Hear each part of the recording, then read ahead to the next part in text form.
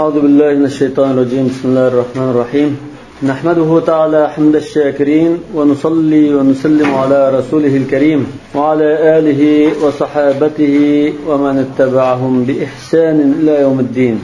اللهم علمنا ما ينفعنا وانفعنا بما علمتنا واجعلنا من الراشدين. أما بعد، فقال المصنف رحمه الله تعالى: ولا يرفعهما في تكبيرة سواها.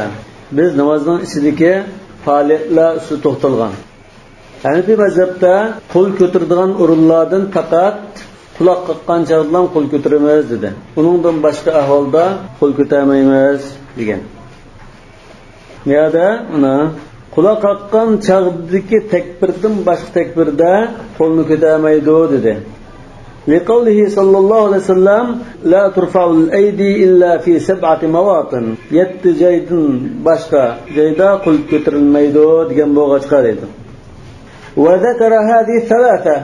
مشو ورنة تلغالdı. مش 7 ورنın içinde 3 ورنة تلغالdı. Bu 3 ورن qaysa? Tekbiratul iftitah, kulak qaqqan chaqda Allohu akbar deyish. Undan keyin ma yuqoridagi abzasda va hakada tekbiratul qunut va salatul aydayn. 3 o'rin shu. Va 4 fil hajj. Nazkuruha inshaalloh taala. Qolgan 4 o'rin hajzdagi o'rinlar. Buni Kitabul Hajda bayon qilamiz inshaalloh. Haj faoliyatida masalan Hajr-i Aswadni islom qilgan chaqda, Safa Marvada va shaytonga tashlatgan chog'larda qo'lni ko'tarish bor demoqchi. Endi shu rafat masalasi biz 30 yil tanlashda chiqilib, endi herib qolgan masala. Xilofiy masalaning birisi. Ulamolarimiz ittifoq. Namozni dastlab quloq qaqqan chog'da buni takbiratul iftitah deymiz. Bunda qo'lni ko'tarish sunnat, ittifoq. Albatta bizni qo'lni naqadar ko'tarishni o'tgangi dars bayon qilib bo'ldik. Ya'ni bu mazhabda barmoq quloqning yumshoq udilgan miqdorda ko'taramiz dedik. Uningdan boshqa o'rinlarda qo'l ko'tarilamdi. Ya'ni bu mazhabda ko'tarilmaydi. Imom Abu Hanifa, Savri, ya'ni Imom Malikdan bir rivoyatda shu quloq qaqqan chog'dan boshqa ahvolda qo'l ko'tarish bo'lmaydi dedi. İmam Şafii, İmam Ahmad, Al-Layth ve Al-Awza'i ve İshaq, yani İmam Malik'ten bir rivayette, onun başka İmam Bukhari, İbn-i Munzir degandek müctehidlarning qarashida, uningdan boshqa o'rinlarni ko'tarmaz dedi. Lekin İmam Şafii qatorliqlar uningdan boshqa necha o'rinni ko'tarmas, uningdan boshqa 2 o'rinni ko'tarmas. Jami 3 o'rin bo'ldi. Quloq qaqqan chog'da, rukuga berishda va rukudan turgan chog'da. İmam Şafii'den keyin yana bir rivayette 2 rakatdan keyin tashahhuddan keyin o'rtug'an chaq, 3-rakat turgan chaqdan qo'l ko'tarish bor. Bularda hozir Imom Abu Hanifadan ortiq qo'l ko'tarishi 2. Endi yana zohiriy mazhabdagilar ba'zi ahli hadislar bular shu har qanday sajdaga berish masalan, beshini ko'tarish olsun, qanday bir tuvangi tushish va ko'tarish ahvollarida qo'l ko'tarmaymiz deb qaragan. Bunun qarashida masalan yuqori qarashida quloq qaqqanda, rukuga borgan chaqda, rukudan turgan chaqda, uning deganda ma zahiri deydigini sajdadan beshini ko'targan chaqda, sajdaga borgan chaqda, yana sajdadan turgan chaqda, shu orliqlarda hammada qo'lni ko'tardi demoqchi. Davom ekan, Hanifi mazhab bilan jumhurning o'ttiriki talash tartib bo'lgan masala 2 o'rin. Rukuga berishda va rukudan turishda 2 o'rinda qo'l ko'taramiz dedi. Ko'pchilik Imom Abu Hanifa qatorliqlar qo'l ko'tarolmaydi dedi. Endi Imom Malikdan kelgan rivoyatda qo'l ko'tarmaymiz dedi. Imom Malik nimaga tayangan? Dalil nima? Imom Malik amal ahli Madinaga tayangan. Imom Malikning zamonida Madinaning aholisining ko'p qismi qo'l ko'tarmaydi degan. Imom Malik mush ibora bilan degan: La a'rifu raf'al yadayni fi shay'in min takbir as-salah. لا في خفض ولا في رفع إلا في افتتاح الصلاة. Bana dikkat qilma. İmam Malikning usul qoidasida amal ahli Madina hujjat degan bir qarash bor. Mesela biz al-kitab, as-sunna, al-ijma', al-qiyas debda tizsaq, İmam Malik shu qataga amal ahli Madina deb tizdi. Amal ahli Madinaning ki asas nima esa, bular atba' tabi'in desak, Bular tabiilar o'rgangan, tabiilar sahoba o'rgangan, sahoba rasululloh o'rgangan. Bu shunda uzilmay amal qilinib kelgan ish bo'lg'achqa, bu rasululloh tutishidi deb hujjat deb qaragan. Imom Malikning dalili shu. Bu shu dalillar bizning beshini saqaytdi. Bu Imom Malikning kelgan bir qarash, yana bir qarashda ko'tarilgan qarash bor. Lekin Imom Malikning mazhabida shu hisob bo'lgan qarash. Ko'tamaydigan qarash. Davonki Imom Abu Hanifa yolg'izamasa, ko'tamaydiganlar. Abu Hanifa, Savri, yani Imom Malikdan bir rivoyat. Imom Shafiy rahmatullohi alayh Imom Muhammadning shogirdi edi. Imom Muhammaddan bir tugiga yukligidek kitob ilmini olgan. Akhadtu min ilmi Muhammad va qara ba'ir degan. Shunday kitob o'qigan. Ishkilisi lekin Imom Malikning shogirdlari Imom Muhammad va Imom Shafiy rahmatullohi alayhima. Imom Shafiy Imom Muhammadga shogird bo'lib, endi namoz o'qigan chaqda u qo'lni ko'targan. Ko'targandan keyin Imom Muhammad nima qo'lini ko'tarsa degan chaqda Imom Shafiy rahmatullohi alayhi i'zoman li jalalillah va ittiba'an lis-sunnah degan. Deganki Muhammad ha deb qo'ygan. Ya'ni u o'zining ijtihodi, biz o'zimizning ijtihodi bilan Ibn Mas'uddan o'rganganimiz bo'yicha namoz o'qiymiz deb bunda qo'yib qo'ygan. Yani Abu Hanifa rahmatullohi alayhining dalili nima o'sha? Rafiyat qilmaydi deganga. Albatta dalillar bor. Masalan, tiz bir dalillarni surish qilib o'taylar. ما رواه سفيان عن عاصم بن كليب عن عبد الرحمن بن الأسود عن علقمة عن عبد الله بن مسعود رضي الله عنه عن النبي صلى الله عليه وسلم أنه كان يرفع يديه في أول تكبيرة ثم لا يعود. مش روايته عبد الله بن مسعود رضي الله عنه رسول الله صلى الله عليه وسلم دستك تكبير قل كترغلق ونمدكن قل كتامي غلق رواية قيغان. إمام طحاوي أبو داود رواية قيغان رجاله ثقات حسن درجلك رواية. شكين دليل عن عاصم بن كليب عن عبد الرحمن بن الأسود عن علقمة قال ابن مسعود رضي الله عنه ألا أصلي بكم صلاة رسول الله صلى الله عليه وسلم من سلاقى رسول الله صلى الله عليه وسلم نمزنوق باميمو داب فصلى ولم يرفع يديه إلا في أول مرة برنج قطن كتاغان ونن باشاده كتاغان. إمام ترمذي مشاهدسني بعد حديث ابن مسعود حديث حسن لجان وبه يقول غير واحد من أهل العلم من أصحاب النبي صلى الله عليه وسلم والتابعين. مش قرأنا صحابة كرام لادن وتابعي لادن نتشيلان تطان. وهو قول سفيان الثوري وأهل الكوفة ما عندك القانون. وهو قول سفيان الثوري مجتهد إمام وأهل الكوفة كوفة زين كوفة ديك فقهاء هم مسلمين قرأيدود. دان كي إمام مالكنا باتن قبلان أهل المدينة أهل الكوفة والدار. شان خلق أساسا مش ده أما كأجان. ما هو مهم نقطة. مش حديثنا إمام زيلعي وابن حزم سيد بقرغان. الباني ما سيد بقرغان زمان. يعني سيد سن دليل يقطع فيه نظر. üçüncü دليل عبد الرحمن بن أبي ليلى عن البراء رضي الله عنه قال كان النبي صلى الله عليه وسلم إذا افتتح الصلاة رفع يديه حتى يحاذي بهما أذنيه ثم لا يعود. Mutlaqqa qanchalar qo'lni xulqining barobarida ko'tardi, undan keyin qayta qo'l ko'tarmaydi dedi. Bu hadismi hasan darajalik, aqalli taqdirda hasan darajalik hadis. 4-dalil rawal aswad qala sallaytu khalfa Umar radhiyallohu anhu falam yarfa yadayhi fi shay'in min as-salati illa hina iftitah as-salah. Ba'o diqqat qilsangiz Umar radhiyallohu anhuning xalifaning ish izlari. Bunu İmam Tahavi rivayet qilgan va sahih deb qargan. Zaylaimi sahih deb qargan. Hafiz ibn Hajar ravilari ishonchli, ya'ni hasan deb qargan. Shundan keyin Hazrat Umarning qo'lni ko'tarmay namoz o'qiganligi sahih kelgan. Bu muhim nuqta.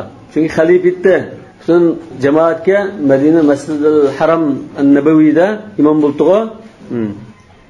5-دليل قال الشعبي كان أصحاب علي وعبد الله رضي الله عنهما لا يرفعون أيديهم إلا في التكبيرة الأولى.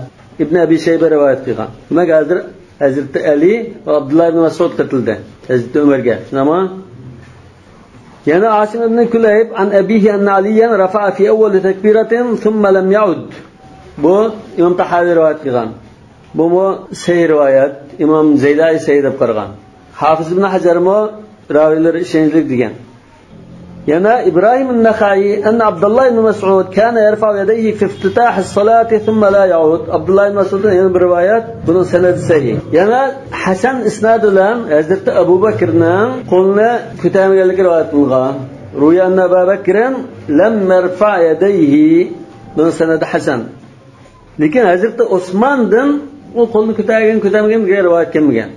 Undan keyin sahoba kiramdan Abu Bakr, Umar, Ali radhiyallohu anhu, Abdullah ibn Mas'ud radhiyallohu anhu, mana bu 4 peshqadam katta sahobadan qo'lni ko'tarmaganligi rivoyat qilindi.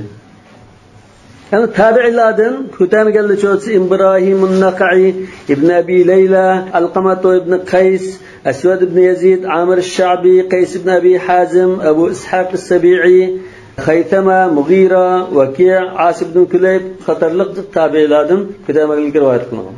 Undan keyin Hazrat Abu Bakr, Umar va Ali va Abdullah ibn Mas'ud radhiyallohu anhulardan qo'l ko'tarmaganligi asos sahih sanad bilan kelgan.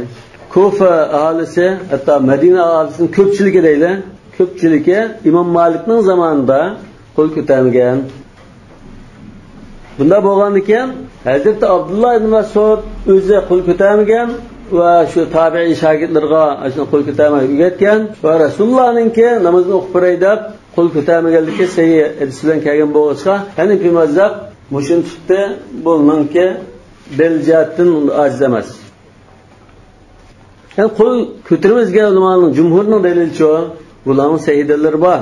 Masalan, Ali ibn Umar radhiyallohu anhu رأيت رسول الله صلى الله عليه وسلم إذا افتتح الصلاة رفع يديه حتى يحاذي منكبيه وإذا أراد أن يركع وبعدما يرفع ولا يرفع بين السجدتين. Bukhari Muslim rivoyat qilgan muttafaqun alayhi hadis. Bunda ikki o'rinda qo'l ko'tarish kelgan. Yani Abu Humayd as-Sa'di radhiyallohu anhu Rasululloh sallallohu alayhi vasallam sahabalaridan 10 sahabi bor o'rinda hadis rivoyat qilib, kana Rasululloh sallallohu alayhi vasallam idza qama ila as-salati rafa'a yadayhi hatta yuhadhiya mankibayhi thumma yukabbir wa kadhalika yarfa'u idza raka'a wa idza rafa'a min ar-ruku'. Bu muttafaqun alayhi hadis. Yana Malik ibn al-Huwayrith radhiyallohu anhu dan shunday rivoyat kelgan, muttafaqun alayhi hadis. Yani Hanifi mazhab yani bir tercih qilgan tarafi vallohu alam qo'lni ko'tarmay namoz o'qiganlar shunda qarasa Rasululloh sallallohu alayhi vasallam bilan 20 yildan ortiq birga bo'lgan, butun g'azotlar qatnashgan, xizmatida bo'lgan, yendan ayrilmagan katta sahobalar. Ibn Mas'ud, sahibin nalayn wal lisada, shunama Abu Bakr, Umar, Ali. Bundan ekan biz shuni olamiz. Sahih kelgan, shuni olamiz. Bu Rasululloh sallallohu alayhi vasallamning sunnatini eng yaxshi bildiganlar degan. Yani qo'l ko'targan hadisni rivoyat qiluvchilar-chi, da qarasa, bular sahobaning kichikleri. Abdullah ibn Umar, Abu Humayd as-Sa'idi sahobaning eng kichikiti. Malik ibn al-Huwayri Rasululloh sallallohu alayhi vasallamning qish kelib tövbashkina bir tutgan sahoba. Shuna Alqama yoki Ibrahim an-Nakhai qo'l ko'tardiganlar Malik ibn al-Huwayrithning rivoyatini dalil qilgan chog'da Ibn Mas'ud radhiyallohu anhu Rasulullahning qishini qat arib boqmagan. Malik ibn al-Huwayris bu bir Arabiy, Rasulullahning qishida necha kun tug'an. Bundan Abdullah ibn Mas'ud obdan bildi deb tarjih qilgan. Yani Buxoriyda bunda bir rivoyat bor. An Nafi' an Ibn Umar radhiyallohu anhuma kana idza dakhala fi as-salati kabbara wa rafa'a yadayhi wa idza raka'a rafa'a yadayhi wa idza qala sami'a Allahu liman hamida rafa'a yadayhi. Miyagcha biz hozir İmam Şafii'ning degan bo'lishdimi? Oyog'da va idza qama min ar-rak'atayn rafa'a yadayhi. Ikki rakatni o'qib tashahhud o'tirib 3-rakat turgan chog'dan qo'lni ko'tardi deb. Imom Shafii'ning kelgan qarashda ma 4-o'rinni olmagan. Yo'q, ikki rakatni o'qib bo'lgandan keyin yo'q, qo'l ko'tarish yo'q ekan. Wa rafa'a zalika ibn Umar ila an-nabiy sallallohu alayhi vasallam. Yani Rasululloh sallallohu alayhi vasallam ko'targan deb 4 o'rinni dedimi? 4 o'rinning 3ni Shafi'i oldi, birini olmadi. Imom Abu Hanifa 3ni olmadi, birini oldi. Lekin Imom Abu Hanifa Imom Shafi'i qarta hozir mushadisning 4 o'rinning hammani olmaslikda ish bilan o'xshash. Sen hammani olmaysan, men hammani olmayman. Sado? Ha. Sen 3ni olding, men birini oldim. Lekin ikkilardan birini qo'yib qo'ydik. Men undan boshqa ikkini qo'yib qo'ydim deydi. Yani İmam Şafii qarta bir tutib oldigan yeri. Yani Sayyid Buxoriy keldi-ku, Ibn Umarning hadisi mu? Muttafaqun alayhi desak, Sayyid Buxoriy keldi. Navon ekan, sen 4-o'rinni olmading. Navon ekan biz ikkala o'xshash bo'ldik dedi. Lekin hamda İmam Şafii yana bir rivoyatda, yani bu ko'pchilik olimlar bo'lmasa, İmam Şafii'dan kelgan bir rivoyatda, yani İmam Malik'dan kelgan bir rivoyatda, İmam Ahmad'dan kelgan rivoyatda ikki rakatdan keyin tashahhud o'tirib turgandan keyin qo'l ko'tarish bor edi. Mush hadisga asosan. Bu İmam Ibn Taymiya tarjih qilgan qarash, hozirgi zamonda İmam Ibn Baz va Shayx Usayminlar tarjih qilgan qarash. Sayyid bor. Lekin shu qo'l ko'tarish masalasiga qaraydigan bo'lsak, Ibn Mas'udning Rasululloh sollallohu alayhi vasallamningki qo'l ko'tarmaganligini rivoyat qilgan hadis sahih. Garchi jumhurlar sahih emas deb turyapsizmi? Lekin cho'nqirlab tekshirsa sahih chiqadi bu. Ondan Ibn Mas'udning o'zining qo'lini ko'tarmay namoz o'qiganlik sahih. Endi qanday? Ibn Mas'udda bir sahabani qarab boqayli. Rasululloh sollallohu alayhi vasallam bilan davomli bo'lgan xizmatini qilgan, butun g'azotlar bilan qatnashgan, Rasulullohdan ilm olgan ashunda faqih sahaba namoz o'qish masalasida Rasulullohning sunniga xilof shaklda namoz o'qidim deb o'qiyama, bu mumkin emas. Undan keyin biz bu yerda talashda bir qarashni kuchlantirib, bir qarashni chetga qo'yib emas. Bundan nima tushunamiz? Rasululloh sollallohu alayhi vasallam ko'pincha ahvolda qo'lni ko'tarmay o'qigan. Ba'zi ahvolda qo'lni ko'targan, ko'tarmagan ikkili sahih rivoyat. Sahobalar shu ko'rganni rivoyat qilgan. Bu ikkili ahvolning joizligini ko'rsatishi mumkin. Undan keyin bu biraylarning dalili sahih, biraylarning dalili ojiz yoki dalili yo'q degan masala bo'lmasdan, har ikki tarafning sahih dalillari bor. Bularmi Hanafi mazhabining shu kat sahabining ko'targanligi haqidagi sahih rivoyatlari Kufa va Madina aholisining ko'tarmaganligi mo xila ig'ir bosadi. Shu buni shunday tushunib qo'ysak bo'ladigan, har ikki qarashni chetga qo'ymaslik lozim deb qarayman.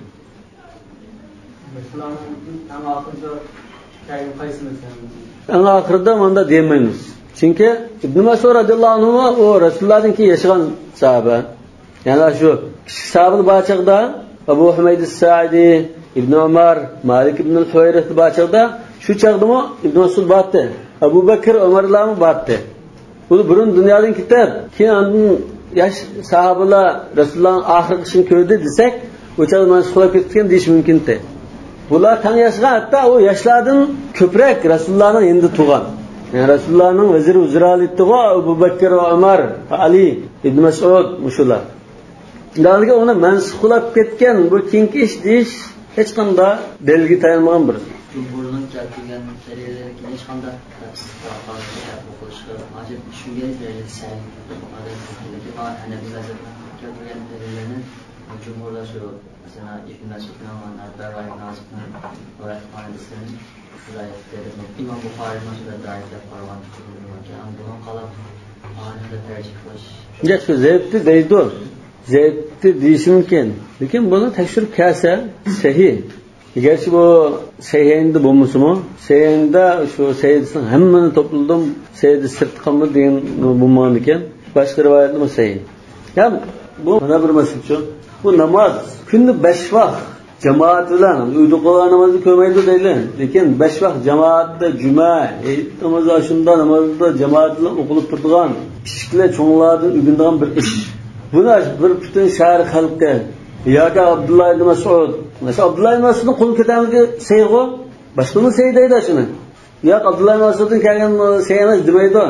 Sey bo'lgandan keyin buni tasavvur qilsak, bu namozni Rasululloh qo'l ko'tarib o'qigan davomli u keyingilar g'achchida uni o'zgartirib boshqacha o'rganib olgan degan mumkin emas. Buni kichiklar cho'nglardan keyingilar ilgarikilardan buni o'rganib kelgan ish bu. Kurab o'rgangan narsa. Mas'ud radhiyallohu anhu kechisini sen azza qavmlar Ya sayamaz. İbn Mas'ud o'sha oyatlarning sababi nuzulni Qur'on qanday oyat bo'ldi ekan, nada tushgan, nima sababdan tushgan hammani bilmayman degan sahoba. Min a'lamis sahaba. Sonra Abdullah ibn Mas'ud Kufada u madras qurdi, Abdullah ibn Abbas Makkada bu madras qurdi, bu ikki madrasa, Qur'on Karim madrasasi. Hatta bunda bir munozir rivoyat qilindi. Avza'i qaysi bir olim qo'l ko'tarish masalasida Abu Hanifa rahmatullohi alayhi bilan munozirlashgan. Buni Hanifi mazhab kitoblarida aytiladi ekan, unda ras bo'lgan bo'lishi mumkin. Allohu a'lam. Bu qo'l ko'tarish masalasida Abu Hanifa bilan nima qilib, Nafi' an ibn Umar silsila zahabiyya bo'ldi san'atimizda. Mushunda darajada say rivoyat qilsam, taqsir nima uchun ammaylar degan ekan. Men rivoyat qilaman, Alqama, Ibrohim an-Naxai, Ibn Mas'ud deb o'yim xato shu. Ibn Mas'udning shogirdlarini tizib, "Manda to'taylan bo'ldimi?" Lekin bu har darajaga nimani serish turgan. Ma'vo Nafi'dan bilimlikrak. Ma'vodan bilimlik. Ibn Umardan Ibn Mas'ud bilimlik. To'g'ri ma'no tarjih qilmaydi degan. Ravining bilimi va boshqa tarafdan tarjih qilishmoq. Hozir bunda ahli hadis nimada bunda bir ish bor-ku. Boshqa hamma tarafdan ko'z yumib bilan zanjirsan falan an falan degan mushuk. San'atga ham qarab, undan boshqalarni ko'z yumib bilish va boshqa rivoyatni ko'z yumib bilishdak. Bunda bir salbiy taraf bor. Sanad sahih bo'ldi.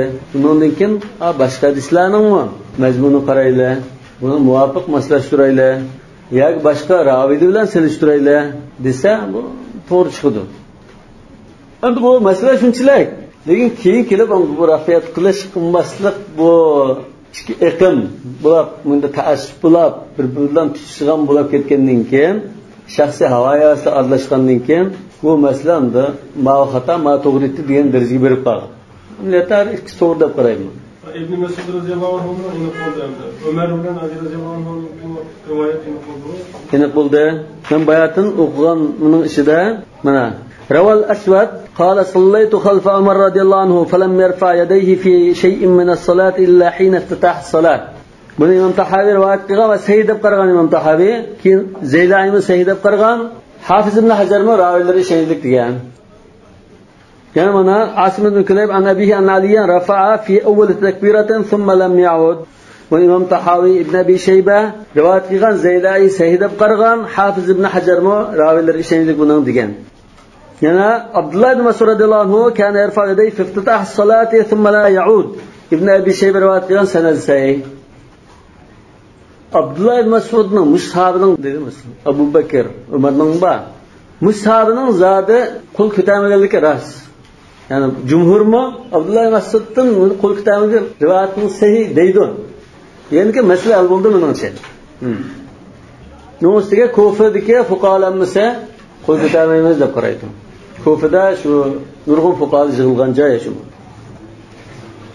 Bularga maktabda la turfalaydi illa fi sabab mavati degan o aciz bo'lsin karimiz yo'q. Lekin biz bayatimizni bayon qilgan sahih rivoyatlar har ikki tarafning sahih hadislari va sahoba kiramlarning so'zlari shu hisob. Unda Abdullah ibn Umardan yuqorqidek muttafaqun alayhi rivoyatlarda qo'l ko'targanlik keldi-ku. Qo'l ko'tardi degan rivoyat bor, lekin u ajiz. Mush qo'l ko'tardi degani shu sahih. Qala thumma ya'tamidu bi yaminihi ala rusli yasarihi tahta surratihi. Undan keyin o'ng qo'lini so'l qo'lning bag'ishiga qo'ydi. Ne kadar qo'ydi deb tahta surrati, kindikining to'yinda. Hali ikki masala bor edi. O'ng qo'lni so'l qo'lga qo'yash, bu bir, uni kindikining to'yinda tutish, bu ikki. Bunda o'tga vat'al yadayn, mush namozdan qo'lni nada qo'yash masalasiga kelsak, o'ng qo'lni so'l qo'lning ustida qo'yash jumhurning nazarida mustahab va sunnat ish. Jumhurning qarashida İmam Lays, yani İmam Malik'ten kelgan bir rivoyatda qo'lni tashlab turdi degan. Dalil. İmam Malik'ning mush rivoyatini mush Mag'rib, Marakash, Aljiriya, Tunis mushtarakdagi Maliki mazhabdagilar shuni tutdi. Bunda tashlab Afrikadagilar bunda tashlab turdi. İmam Avza'i tashlab tursimi, o'ng qo'l so'l qo'lni ustiga qo'ysimi ixtiyoriy deb qo'ygan. Yani bular tashlab turdi ixtiyoriy degandek qarashni tutganlar, bunun dalili namozning joyida o'qimagan kishiga Rasululloh namoz o'qishni o'rgatdi-ku, munda qilsa da. Shunda o'ng qo'lni so'l qo'lni ustiga qo'ysa degan gapni xummidigo deb turibdi. Keyin unda demagan bilan boshqa hadislarda degan bo'lg'achqa biz o'ng qo'lni so'l qo'yish sunnat mustahab deymiz. Ham jumhurning o'ng qo'lni so'l qo'lni ustiga qo'yish dalili nima? حديث أبي حازم عن سهل بن سعد رضي الله عنه قال كان الناس يؤمرون أن يضع الرجل يده اليمنى على ذراعه في الصلاة. يؤمرون dedi. Buyuruyorlar dedi. Elbette buyruğu Resulullah sallallahu aleyhi ve sellem buldu. Ebu Hazim Muşin Sahl ibn Sa'd radıyallahu anh rivayet kılıp dedi. La a'lamuhu illa yenmi zalika ila Resul sallallahu aleyhi ve sellem. Bunu şu Resulullah şuna buyurdu demekçi de qarayma. Yu'marun degan al-amr şu chaqda Resulullah. Undan keyin bu o'ng qo'lni so'l qo'lga qo'yishda aniq dalil bo'ldi. Yani bir dalil روى وائل بن حجر رضي الله عنه أنه رأى رسول الله صلى الله عليه وسلم رفع يديه حين دخل في الصلاة ثم التحف بثوبه ثم وضع يده اليمنى على اليسرى. وضع يده اليمنى على اليسرى. سي مسلم كذا. يعني وائل بن حجر رضي الله عنه قال لأنظرن إلى صلاة رسول الله صلى الله عليه وسلم كيف يصلي فقام رسول الله صلى الله عليه وسلم فاستقبل القبلة فكبر ورفع يده حتى تحاذي أذنيه ثم وضع يده اليمنى على كفه اليسرى والرسخ والساعد. alqinni so'l qo'lning alqini va beg'ishi va biligi ustiga qo'ydi debdilar. Ya unda qo'ydi bo'ldi yoki unda qo'ydi. Buni Abu Davud sahih sanadlar rivoyat qilgan. Ya'ni bular deydi jumhur yani o'ng qo'l so'l qo'lni ustiga qo'l qo'yish turish, qo'l tutmasdan saqlanadigan jim tutishda foydasi bor. Ya'ni Allohning huzurida xushu bilan, i'zom va ijlal bilan turish foydasi bor. O'zining har tutishda foydasi bor, turish shakliga deb qaraydi. Undaqki bu jumhurningki o'ng qo'lni so'l qo'lga qo'yish qoidasi shu to'g'ri. Yani ikkinchi masala nega qo'yamiz qo'lni? Yani bir mazhabda tahta surra, kindikning tubida. Bu Abu Hanifa rahmatullohi alayhining shaxsiy qarashi emas. Yani bir mazhabdagi imomlarning, yani Savri va Ishaq, yani Imom Ahmadning kelgan bir rivoyat. Imom Ahmadning kelgan bu rivoyat Hanbali mazhabda shu hisob qilingan rivoyat shu. Hanbali mazhabga vakillik qilgan qarash. Undaqki buni bir xil qarasak jumhurdek bo'ldimdi. Hanafi mazhab bilan Hanbali mazhab, undan boshqa Savri va Ishaqli bo'lgandek. Wa daliluhu maktab degan qavlihi sallallohu alayhi vasallam thalathun min akhlaqil anbiya ta'jil al-iftar wa ta'khir as-suhur wa wad' al-yamin 'ala ash-shimal tahta as-surra. Mujdalini ko'rsatdi. Shunami? Lekin bu marfu holatda ojiz bu rivoyat. Lekin mavquf holatda rivoyat qilingan to'g'ri. Yani delile Ruya an Ali radıyallahu anhu inne min as-sunnati wad'ul kaffi ma'al kaffi tahta as-surra. Bu Abu Davud rivayet qilgan. Yani Abu Hurayra mo rivayet qilgan hadis bu. Lekin ajizlik bo'lishi mumkin shu rivoyatda. Yani marfu' kagini ajiz, mavquf holat kagini sahih. Yani musabildan shunda kaginlik rost. Yani kindikning to'yinda qo'ysak yaxshi degan bu. Hanafi mazhabdagilar Bellaslı yolda izar vardı ama ona uçağı kemer, Arapıldı, işten beğe, ona aslında bu manken. Bunda yok hep bunda turaldıgan. Ehramlık öğrendeki şu anken. Onda balon toyunda tutsak birinci öğretmiyor geçke. Yogulup durdu. İkinciden izar çıkıp etmeye durduğunda durmaz. Namazdan şart da çıkıp kalmaydı. Bu anlamda bir akli delili. Dik asas taşı sağladı kegen rivayetler. Yani İmam Şafii rahmetullahi aleyh kindikining ustida maydisining to'yinda shu araliqda qo'shqining ustiga qo'ydi demoqchi. Mustahab bo'lgan shu demoqchi. Bu qarash Imom Ahmadmi bir rivoyat tanlagan, Imom Malikmi bir rivoyat tanlagan, Imom Malikningki bir rivoyatni tashlab turdi-ku, bir rivoyat turdi desak, shu kindikning ustida tutdi degan. Yani Davud az-Zahiriymi shu qarashni tutgan. Buning dalili shu, Wa'il ibn Hujr radhiyallohu anhu dedi sallaytu ma'a Rasulillahi sallallahu aleyhi ve sellem fawada yadahu al-yumna ala yadi al-yusra ala sadrihi. Bunu İbn Huzeyme sahih toplumunda rivayet qilgan ismi. Sahih hadislar toplumunda rivayet qilgan, lekin sahih emas. Yani mushahhis qarta, yani bir mazhab mushrivat qartan deydi. Bu hadis ala sadri deganda bir ehtimol bor. Chunki bu bir ahvolni rivayet qilayotgan hadis.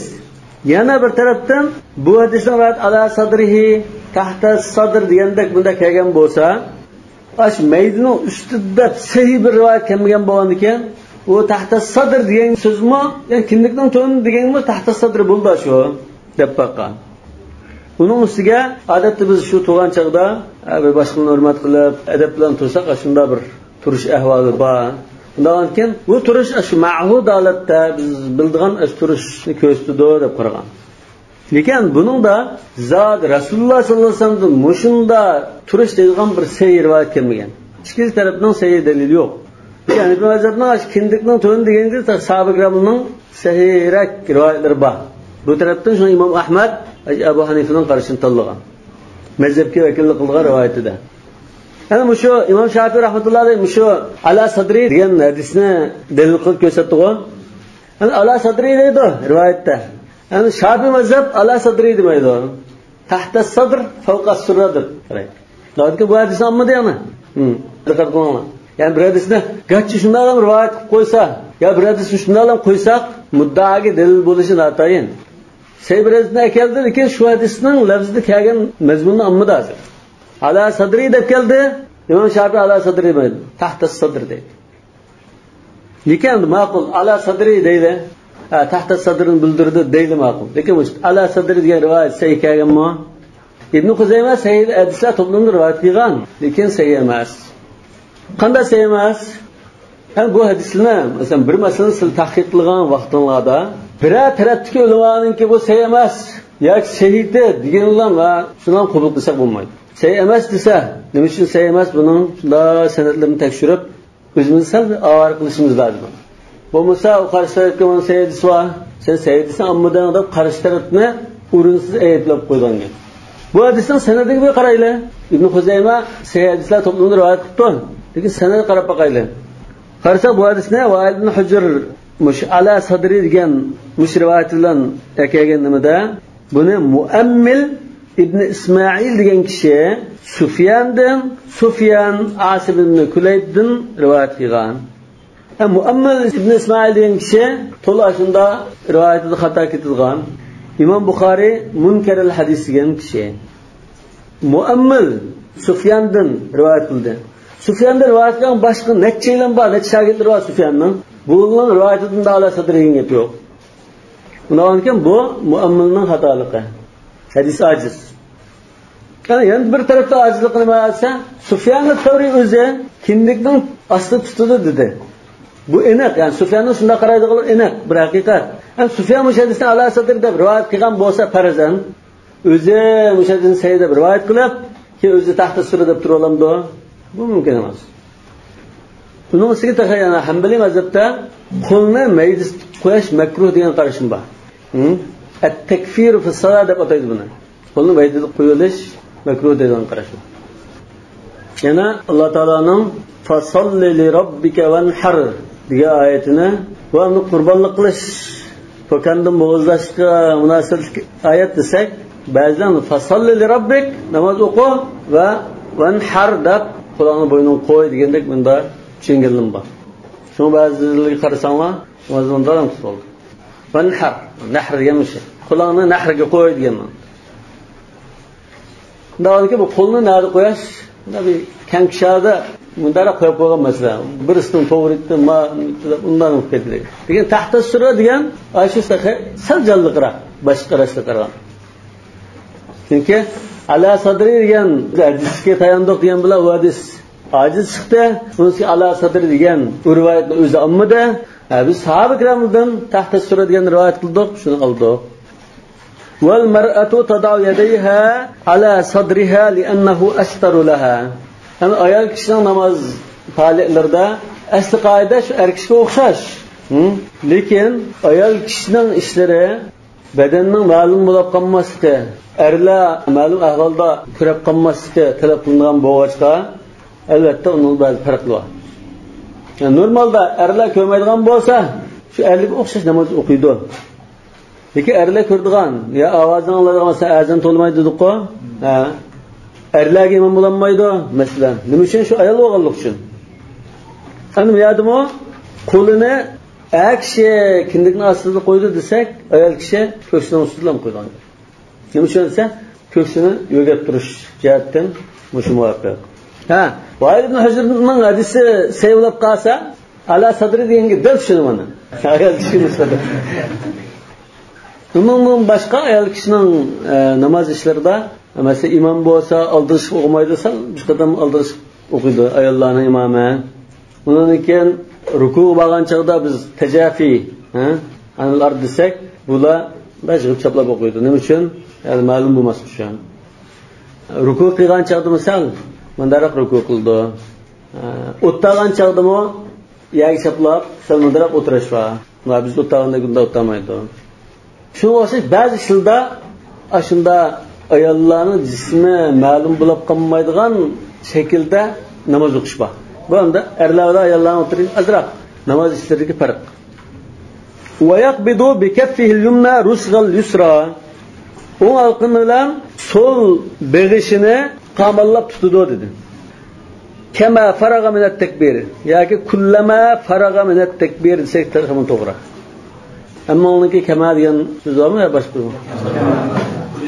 Ba'zi kitobda kullama.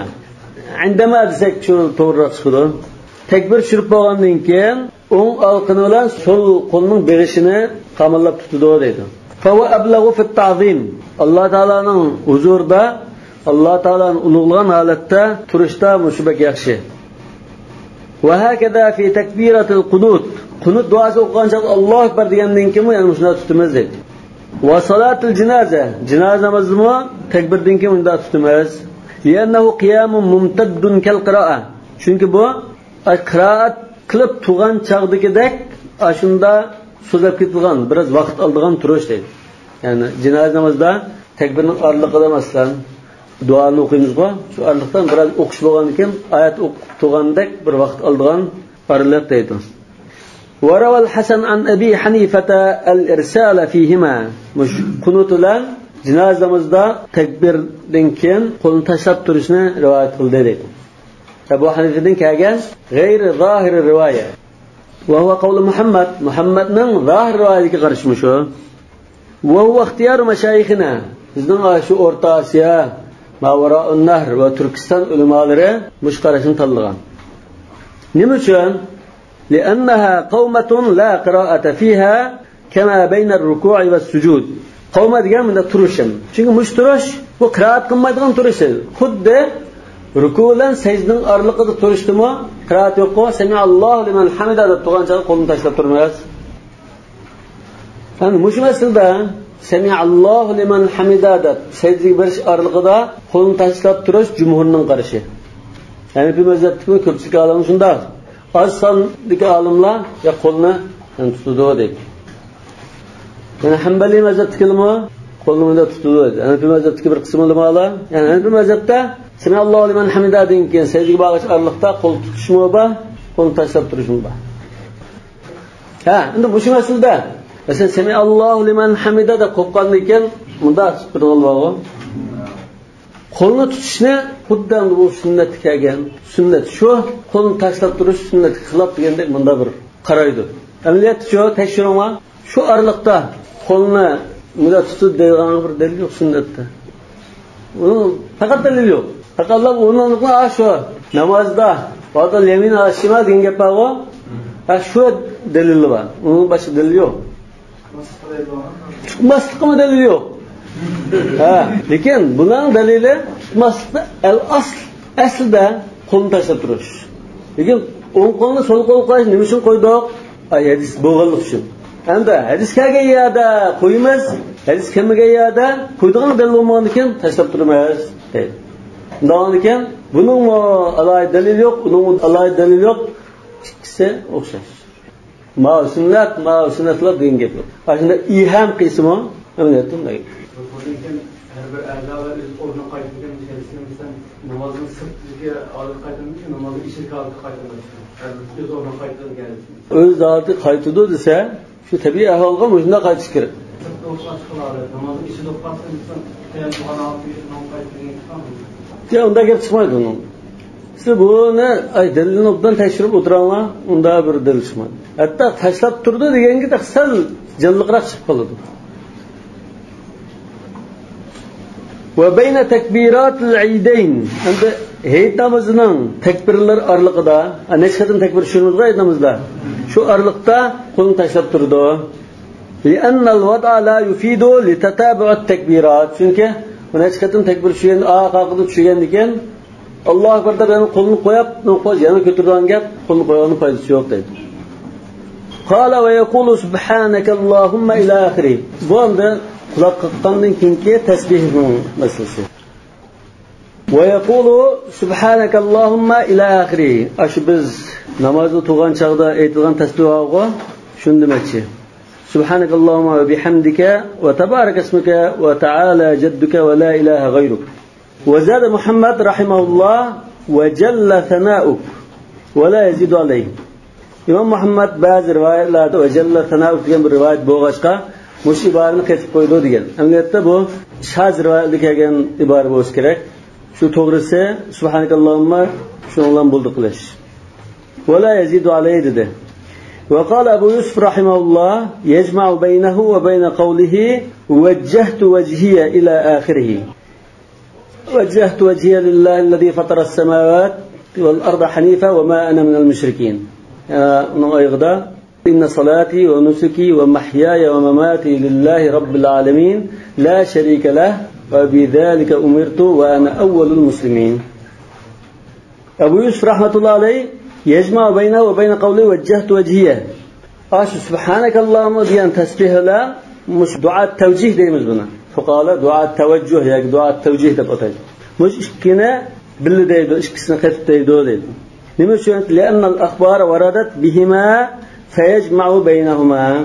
Hadisde muş iki duanı tanqıgan rivayetlikegen boğaçqa ikisini tanqılmazgen. İmam İbn Teymiyye rahmetullahi aleyh muş ikisini tanqılısını tercih qilgan. El-akhbar varadat bihima bu Hazrat Cabir ibn Abdullah radhiyallahu anhu'nun İmam Beyhaqi rivayet qilgan hadisida kelgan. Sanadi sahih. Navniki mushu İmam Abu Yusuf'ning mushu masaladagi qarashimi dalil kuchli. Ko'pchilik ulamolar mush dual istiftah, mush subhanakallahumma degan mush dual istiftah deb ataydi. Dual istiftah namozning sunnati deb qaragan. Buni takbirdan keyin deymiz. Ba'zi ulamolar takbirdan burun deymiz deganlar bor. Masalan, Hanafi mazhabida Abdullah Samarqandi duo tavajjuhni namozdan ilgari deymiz degan. Lekin dual istiftahni takbirdan keyin deymiz. Bundan keyin mush jumhurning qarashida mush dual istiftahni namoz quloq qaqqandan keyin qiroatdan burun deymiz. Lekin Imom Malik bunday sunnat emas. Takbirni tushirib bilan u subhanakallahumma o'qimaylam alhamdulillahi robbil alamin deb boshlab ketirmiz degan. Sahih Buxoriyda hadisda an Abi Hurayra radhiyallohu anhu kana Rasululloh sallallohu alayhi vasallam yaskutu bayna at-takbir wal qira'ati iskata. فقلت بأبي وأمي يا رسول الله إسكاتك بين التكبير والقراءة ما تقول؟ قال أقول اللهم باعد بيني وبين خطاياي كما باعدت بين المشرق والمغرب اللهم نقني من الخطايا كما ينقى الثوب الأبيض من الدنس اللهم اغسل خطاياي بالماء والثلج والبرد. Sahih Buxoriyda kelgan va Muslimda kelgan rivoyat. Lekin biz batın Hanafi mazhabda o'qiydi degan duo istiftah subhanakallahumma bu Imom Tirmiziy rivoyat qilgan hadis bu. Ojizroq kelgan Rasululloh sallallohu alayhi vasallamga marfu holatda rivoyat qilgani ojiz. Lekin Hazrat Umarga mansub qilingani sahih. Hazrat Umar radhiyallohu anhuning jamoat bilan namoz o'qigan chaqda duo istiftahni ullikroq o'qiganligi sahih Muslimda kelgan. Ya'ni jamoatga o'g'itish yuzasidan ullik o'qigan bo'lishi mumkin. Bundan keyin shu ba'zi ahli ilmlar Hazrat Umarning mushu ishiga tayinib turib, mushu subhanakallohumma degan siyg'ini boshqa siyg'ildan afzal deb qaragan. Chunki Hazrat Umar boshqalarga o'rgatgan bo'lgan xalifa vaqtida imom bo'lgan chaqda shu Masjidul Haram an-Nabawiyda savolga o'tib ilk o'qigan bo'lgan. Bu tarafdan ig'ir bosdi. دعاء التوجه وجهت وجهي للذي فطر السماوات والأرض حنيفا وما أنا من المشركين وسورة الأنعام دي بر آيات يعني بر آيات كتاب إن صلاتي ونسكي ومحياي ومماتي لله رب العالمين لا شريك له وبذلك أمرت وأنا أول المسلمين. مشندا حالت كاغنه वो सही मुस्लिम दा كاغن روايت مش أنا إكسنا جملة قيغنا إمام بيهقي روايت كام वो सही روايت Yani Şafii mezhepte dua tevajjuhninki en afzal siğisi Hazreti Ali radıyallahu anh'ın rivayeti kelgan. وجهت وجهي للذي فطر السماوات والأرض حنيفا وما أنا من المشركين إن صلاتي ونسكي ومحياي ومماتي لله رب العالمين لا شريك له وبذلك أمرت وأنا أول المسلمين اللهم أنت الملك لا إله إلا أنت ربي وأنا عبدك ظلمت نفسي واعترفت بذنبي فاغفر لي ذنوبي جميعا إنه لا يغفر الذنوب إلا أنت واهدني لأحسن الأخلاق لا يهدي لأحسنها إلا أنت واصرف عني سيئها لا يصرف عني سيئها إلا أنت لبيك وسعديك والخير كله في يديك والشر ليس إليك أنا بك وإليك تباركت وتعاليت أستغفرك وأتوب إليك. Bu Müslim'de rivayet. Yani bu dua uzun bo'lsa, bizning darsimizga o'sha hadisning barakatini qilish uchun biz ataydan ham naql qilib bir o'qigan bo'ldik. Mufassirlardan ad-Dahhak Allah Taolaning "Vasabbih bihamdi robbika hina taqum" degan mush oyatni tafsir qilgan chog'da namozga turganingda ash so'zlarni deysa deb tafsir qilgan. Subhanakallohumma degan, tasbih iborat. Buningdan boshqa siyg'ilmi kelgan sahih hadislarda, degan shu Hazrat Umarningki jamoat imom bo'lib o'tgani, cho'qim Rasululloh sollallohu alayhi vasallam Hazrat Umarga o'tgan bo'lsa, boshqalar shuni o'rgansin deb illik o'qigan deganni asoslansak, bu ham xuddi Rasululloh sollallohu alayhi vasallam eng oxirgi keyingi ahvolidek sal ig'ir bo'ldi. Walahuma ما روى ابن مسعود وأنس رضي الله عنهما عن رسول الله صلى الله عليه وسلم أنه كان إذا كبر لافتتاح الصلاة قرأ سبحانك اللهم. مش إشك صحابدن كاغن رواية دليل ده. Biz yuqori degandek Rasululloh sollallohu alayhi vasallamdan kelgan mush rivoyatlar ajiz. Hazrat Umardan yoki sahobadan mavquf holat kelgani sahih. Mana Sahih Muslimda muakkadning ostida tahrij qilibdi. An Abdah أن عمر بن الخطاب رضي الله عنه كان يجهر بهؤلاء الكلمات ويقول سبحانك اللهم وبحمدك تبارك اسمك وتعالى جدك ولا إله غيرك. Böyle şu dual istiftahta mı şunu okuyup demekçi. Ve Teala cedduk yani Teala azamatuke diyenlandı. İlâ ahirihi. Ve hâkeza ruya an Ebi Bekir ve Umar radıyallahu anhuma. Bu şu iki halifeden şunda dua okuş rivayetinde. Ömer radıyallahu anh'ınkine hazır Sahih Müslim'den okuduk. Ebu Bekir radıyallahu anh'ınkine ve yana Abdullah ibn Mesud radıyallahu anh'ın kâge rivayetinde İbn Ebi Şeybe musannafıda rivayet kıygan.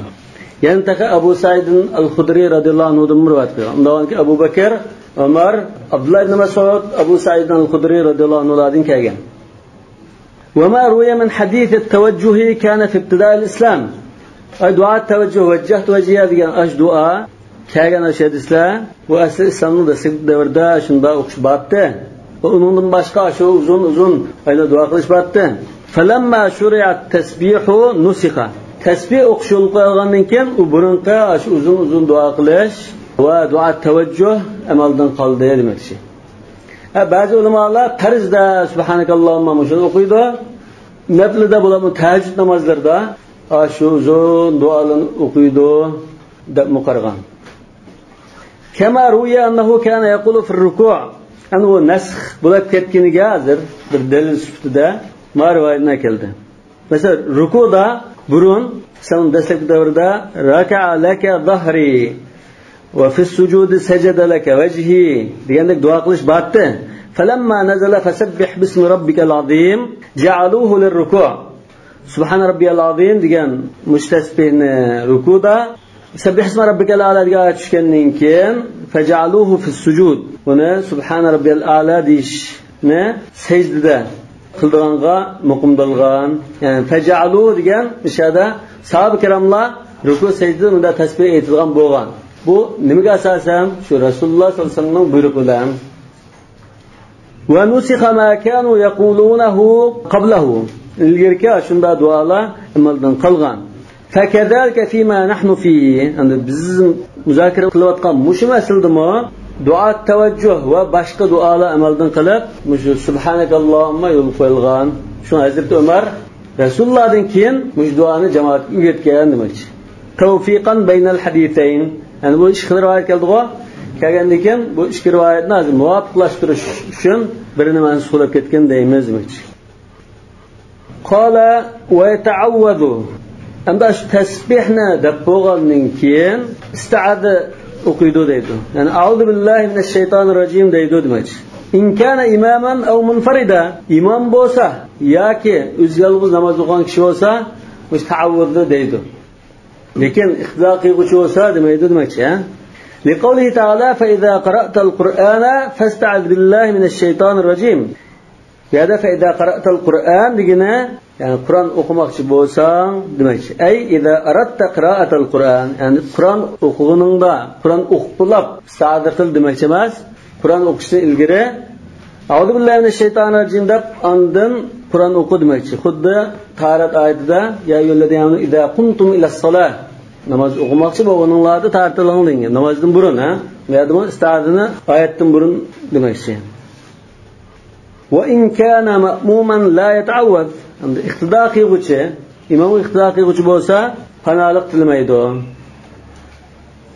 A'udhu billahi minash shaytonir rojim demaydi. Chunki Hanifi mazhabda iqtido qiluvchi Qur'on o'qish yo'q. Imomning qiroati shunday hisob. Oyatda Qur'on o'qisang degan ekan, bu iqtido qiluvchi Qur'on o'qimaydigan bo'lgan ekan, isti'aza yo'qmish. Wa qala Abu Yusuf yata'awwadu li'anna at-ta'awudha tab'un lis-sana'. Abu Yusuf rahmatullohi alayhi a'udhu billahi minash shaytonir rojim deydi. Nima uchun desa bu isti'aza, panoh, bu bir xil duo, zikrdan iborat. Shu tasbihga subhanakallahumma. Shunga o'xshash, bu bir namozdagi zikrdan iborat. Va huwa lis-salati 'indahu. Abu Yusufning nazarida musta'awwid namozga tava, namoz uchun qilgan ta'awvud. Aslida namozda shayton vasvasa soldi-ku. Shaytonning vasvasasidan saqlanish uchun u Qur'on o'qish uchun emas, butun namozning ruku, sajda va faoliyatlarda biz ezib ketmaslik uchun, shayton azdumaslik uchun o'qilgan duo bu deydi. Fa inna ta'awudha warada bihi an-nass siyanatan lil-ibadati 'an al-khalal al-waqi'i fiha bisababi vasvasati ash-shayton. Chunki shu oyatda kagina a'udhu billahi minash shaytonir rojim degan deydi. Shu namozda shaytonning vasvasasi sababidan igizpas bo'lib qolmasin deb, namozdan iborat muhim ibodatni shaytonning zankasidan saqlash uchun isti'aza qilish kelgan. Va salatu tashtamilu ala al-qira'ati wal azkari wal af'al. Namoz bo'lsa, u Qur'on o'qishdan iborat emas. Undan boshqa ruku, sajda, boshqa zikr va faoliyatlar bor. Undan keyin fakanat awla. Ya'ni fakanat al-isti'aza awla demak. Yoki at-ta'awud awla. Undan keyin shu iqtido qiluvchimi Qur'on o'qimay turadigan bo'lsa, garchi Imom Abu Yusufning nazarida bu subhanakallahumma degan tasbihni bir o'qitib, undan keyin a'udhu billahi minash shaytonir rojim deyib, undan turdi demak. Wa indahuma liftitah al-qira'ati bin-nas. Ashkelaning nazarida shu bin-nas degan oyatning aniq ko'rsatmasi. Fa idza qara'tal qur'ana fasta'iz billahi minash shaytonir rojim. Shu oyatning aniq ko'rsatmasi bilan bu qiroatni boshlash uchun yo'l qo'yilgan deydi. Wala qira'ata al-ma'mum. Iqtido qiluvchi Qur'on o'qimda bo'lsa o'qimaydi Hanafi mazhabda. Wa ala hada idza qama al-masbuq lil-qada'i yata'awwadu 'indahuma li hajatihi lil-qira'a. Shunga asosan imomning namoziga ulgurmagan kishi, al-masbuq, kechikib kelgan kishi, ulgurmagan kishi, masalan bir rakat ulgurmadi. Imom salom bergandan keyin bu qo'ldan ketgan bir rakatni to'liqlash uchun o'rnidan turib o'qiydi-ku. Shu chaqda a'udhu billahi minash shaytonir rojim deydi. Lekin namoz o'qigan chaqda demagan. Nima uchun bu kishi deydi desa, chunki bu bir rakatni yolg'iz o'qigan chaqda qiroat qilish lozim. Va indahu la Abu Yusuf nazarda nima uchun desa, li'annahu ta'awwada ba'da as-sana. Chunki u namozni quloqqa qilgan subhanakallahumma degandan keyin a'udhu billahi minash shaytonir rojim deyotgan. Uning nazarida deydi-ku. وفي صلاة العيد يتعود الإمام عنده قبل التكبير وعندهما بعده. Eid namozda imom a'udhu billahi minash shaytonir rojimni takbirdan ilgari deydi. Bu hamda Eid namozi quloq qoqqandan keyin tasbih o'qidi, undan keyin auzu billahi minash shaytonir rojim dedi, undan keyin boshqa takbirlarga shuni tushirdi demoqchi. Va indahuma ba'dahu. Ikkilaning nazarda hamma takbirni tushirib bo'lib, undan keyin ondan auzu billahi minash shaytonir rojim deb, undan keyin qiroat boshlaydi. Chunki bu ta'avvud Abu Hanifa bilan Muhammad yani tarafanning nazarda qiroat uchun teshnama. Lan takbirni tugatib bo'lib, yani qiroat qilay degan chog'i shu chog'da boshlaysa demoqchi. Yani bu ta'avvud jumhur ulamolar sunnat va mustahab deb qaragan ish. Imom Malik ta'avvud qilmaylam, Allohu akbar deb tasbihni aytmay, Allohu akbar deb alhamdulillahi robbil alamin deb boshlab ketdi. Ta'avvudni qachon qilamiz? Qiroatdan burun. Ta'avvudning lafzi-chi A'udhu billahi minash shaytonir rojim dedi. Ba'zi ulamolar A'udhu billahi samil alim minash shaytonir rojim innahu huwas samiul alim degan musiqani tanlagan. Nima uchun degan chaqda bir oyatda va imma yanzaghannaka minash shaytonir nazghun fasta'iz billah innahu huwas samiul alim degan bo'g'ashqa. Lekin bu shu A'udhu billahi minash shaytonir rojim degan musiqa shu afzal. Lekin namozdan boshlanishida biz bir qadim ta'avvud qilamiz dedik-ku. Namozning 5ida bir qildik. Uningki har bir rakatning 5ida bir qilamdik. Shu har rakat qiroat qildik imom. Yo'q, bosh degan bir qiroat yetarlikmi? Bir ta'avvud yetarlikmi? Bir hisobmi? Imom Shafiy rahmatullohi alayhi har rakatda ta'avvud qildi degan. Hanifi mazhabda bosh degan bir ta'avvud hisob. Wa yuqfi ta'avvud musho a'udhu billahi minash shaytonir rojimni ishidaydi. لحديث ابن مسعود رضي الله عنه 5 يخفيهن الإمام التعوذ التعوذ زجملده والتسمية وآمين وربنا لك الحمد والتشهد مش باش تقولك شنو إمام الشديدو ده أعوذ بالله من الشيطان الرجيم يعني بسم الله وآمين ربنا لك الحمد وتشهد يعني من ده قرصان الله وعاجزتن عاجزلقه من ده تشكرت نمشون biz amin meselesine eli besap amin meselesinde bu şiddetli eğer bu sahih nas bunda hadis olsa bu talaşın bir taraf kılıçtı. Bunsiga jahr qilgan hadislar bo'lg'achqa bu rivoyat aciz. Lekin hamda rivoyat aciz bo'lgan mush mazmun to'g'ri. Rasululloh sollallohu alayhi vasallam namoz boshlagan chog'da alhamdulillah robbil alamin bilan boshlaydi degan, ullik o'qishni boshlash alhamdulillah boshlaydi degan sahih hadis bor. Shuningdan auzubillahi minash shaytonir rojim shiddatli chiqdi. قال ويقرأ بسم الله الرحمن الرحيم لأنه صلى الله عليه وسلم كان يقرأها بسم الله نما deydi dedi. İmam Malik bismillah demeyi dedi. Allahu ekber de kulakka kılan tesbihini okumay, A'udhu billahi mineşşeytanirracim demey, bismillah demey, elhamdülillahi rabbil alamin deb başlayıp ketdi.